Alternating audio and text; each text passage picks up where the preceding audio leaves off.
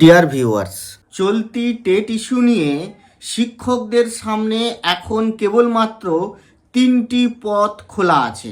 একটি হচ্ছে সংসদে নতুন কোনো বিল এনে ন্যাশনাল এডুকেশন পলিসির ফ্রেমওয়ার্ক অনুযায়ী পুরনো সমস্ত টিচিং স্ট্যান্ডার্ডসকে অ্যাবলিশ ঘটিয়ে নতুন কোনো স্ট্যান্ডার্ডস সেট করা, যেটা টিচার্সদের কোয়ালিফিকেশনকে টেস্ট করবে বা টিচার্সদের টিচিং ক্যাপাসিটিকে টেস্ট করবে প্রসপেক্টিভ মেথডে, মানে প্রসপেক্টিভ রুলস বানাতে হবে।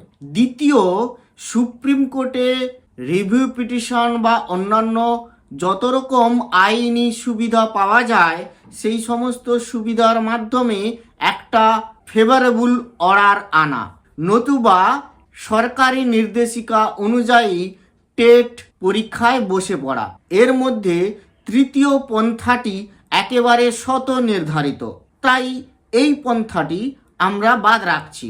দ্বিতীয় যে পন্থাটি, অর্থাৎ সুপ্রিম কোর্টে সমস্ত আইনি সুবিধাকে কাজে লাগিয়ে একটা ফেভারেবল অর্ডার আনা, সেক্ষেত্রে বহু রকমভাবে বিভিন্ন শিক্ষক সংগঠন থেকে শুরু করে স্টেট গভর্নমেন্ট তারা সবাই সর্বতোভাবে চেষ্টা করছেন। রিভিউ পিটিশন জমা পড়ছে, ডিফেক্ট লিস্টে আসছে, আবার সেগুলো এখন কারেকশানও হচ্ছে। ফলে এই প্রসেস অনগোয়িং এবং ভবিষ্যতে দেখার এই রিভিউ পিটিশনগুলি অনুযায়ী, মানে রিভিউ পিটিশন হয়েছে, মডিফিকেশন অ্যাপ্লিকেশান, একটি রিট পিটিশন, পাশাপাশি কিছু স্পেশাল পিটিশনসও হয়েছে, পরে সেগুলি এই কেসের সাথে ট্যাগ হয়েছে। যাই হোক, এই প্রসেসটা অনগোয়িং এবং ভবিষ্যতে কি হয় এবং এর অর্ডার ফেভারেবল হয় কিনা সেটাই দেখার। তাহলে পড়ে রইল এখন সংসদে নতুন কোনো বিল আনা। রিসেন্টলি আপনারা শুনেছেন হায়ার এডুকেশনকে রিফর্ম করার জন্য একটি নতুন কমিশন গঠনের প্রস্তাবনা হয়েছে, একটি নতুন বিল আনা হয়েছে। সেটি যখনই অ্যাক্ট হয়ে যাবে তখনই হায়ার এডুকেশনের নতুন একটি কমিশন গঠন হবে এবং সেই কমিশনের আন্ডারে পুরনো সমস্ত প্রতিষ্ঠানগুলি চলে আসবে। ঠিক একই রকমভাবে প্রি প্রাইমারি থেকে সিনিয়র সেকেন্ডারি পর্যন্ত যে সমস্ত ইনস্টিটিউশনগুলি সারা ভারতবর্ষে আছে তাদের জন্য ন্যাশনাল এডুকেশন পলিসির ফ্রেমওয়ার্ক অনুযায়ী যদি একটি নতুন কমিশন গঠনের প্রস্তাবনা দেওয়া হয় তাহলে এটা তো অন্তত বেটার হতো। যাই হোক, এই টেট সমস্যা নিয়ে বিভিন্ন সাংসদরা সংসদে চর্চা করছেন। তারা এই ইস্যুটাকে সংসদে রেজ করেছেন এবং করে চলেছেন। বিভিন্ন নিয়মকে ব্যবহার করে তারা এই কাজটি করছেন। যেমন সংসদের 0 আওয়ারে কেউ বলছেন, কেউ আন্ডার রুল 377 লিখিত আকারে দিচ্ছেন, কেউ আবার এই টেট ম্যাটারটা মাননীয় শিক্ষামন্ত্রী এবং প্রধানমন্ত্রীকে চিঠি দিয়েও জানাচ্ছেন। কিন্তু রিসেন্টলি আপনারা শুনেছেন সংসদে মাননীয় সাংসদ একজন বলার সময় স্পিকারের প্রত্যুত্তর বা প্রতিক্রিয়া কি ছিল।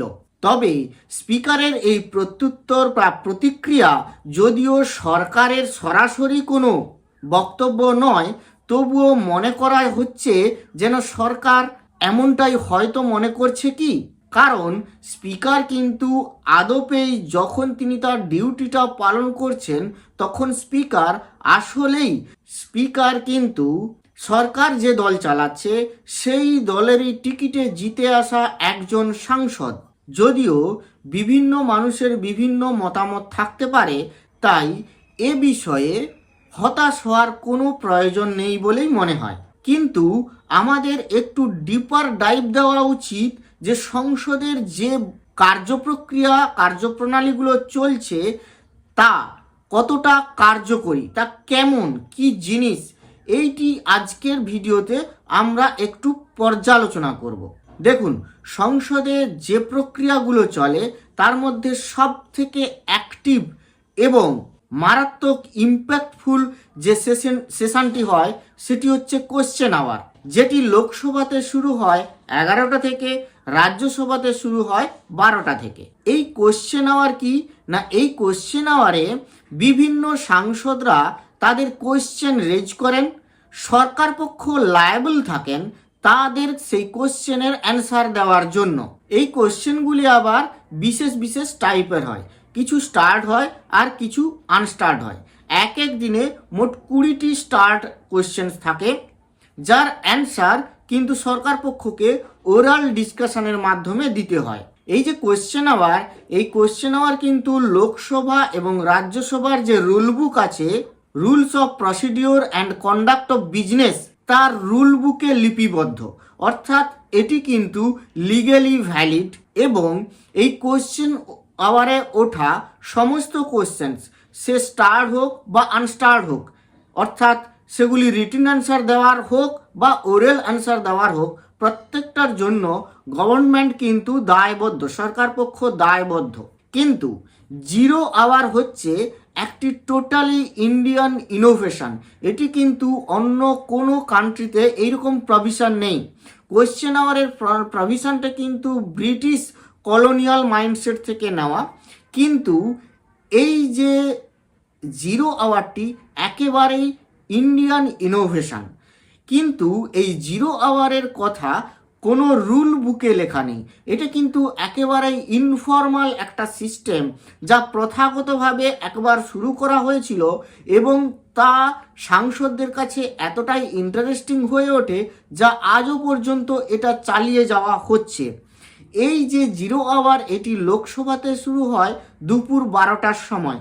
যেহেতু এটা জিরো টাইমে শুরু হয়, একেবারে দুপুরে 12টায়, সেই কারণে এর নাম হয়েছিল জিরো আওয়ার।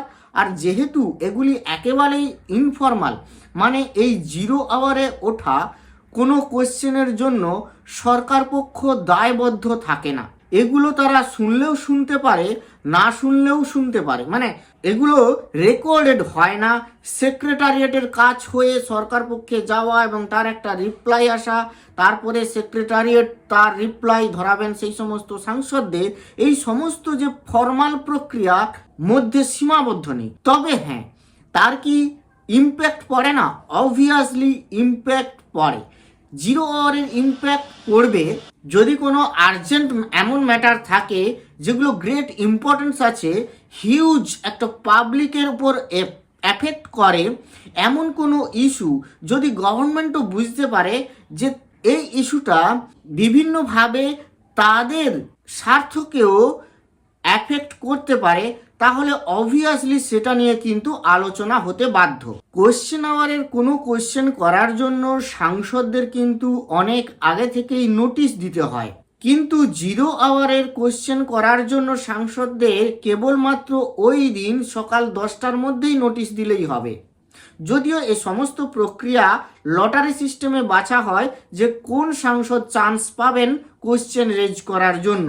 যাই হোক, এই সমস্ত প্রক্রিয়ার মধ্যে কোশ্চেন আওয়ারে এই টেট ইস্যুটা স্থান না পেলেও জিরো আওয়ারেও যে বলা হয়েছে, এটাও খানিকটা ইম্প্যাক্টফুল হতে পারে।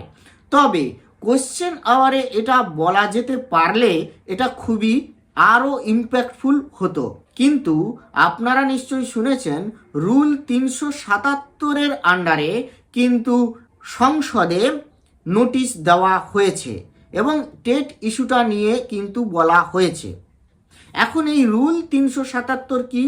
এই রুল 377 কিন্তু রুল বুক অনুযায়ী একেবারে লিগ্যালি ভ্যালিড। এটিকে বলা হয় এক ধরনের স্পেশাল মেনশন।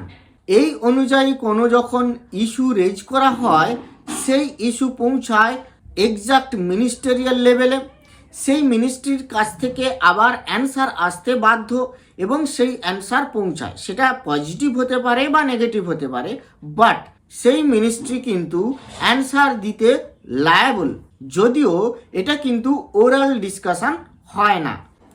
ফলে আইনি প্রক্রিয়া ব্যতিরেকে এই যে পার্লামেন্টারি সিস্টেমের মধ্যে, যেখানে মাননীয় শিক্ষামন্ত্রী, মাননীয় প্রধানমন্ত্রীকে চিঠি দিয়ে জানানো এবং সংসদে এটা ইস্যুটাকে রেজ করা, সেইটার মধ্য দিয়ে কতটা শিক্ষকরা উপকৃত হন তা কিন্তু দেখা। তো আজ এই পর্যন্ত। ভালো থাকবেন, সুস্থ থাকবেন, ধন্যবাদ।